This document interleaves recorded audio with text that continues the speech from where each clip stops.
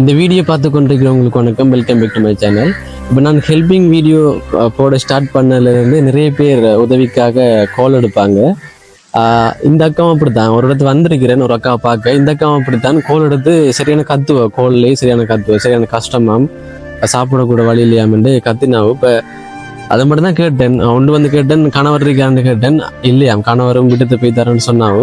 இப்போ போயிட்டு அவட்ட கேட்போம், வரச்சுனாவும் அவசரமாக வரச்சுனாவோ. இப்போ உடனே வந்து நாங்கள் எப்போன்னு சொன்னால் முந்தநாத்து கோல் எடுத்தாவோ. அப்போ நேற்று வரையலாம் போயிட்டு, அப்போ இன்றைக்கு ஒரு இப்போ வந்தது மதிய டைம் 1:30 டைம் அப்படி இருக்கும்.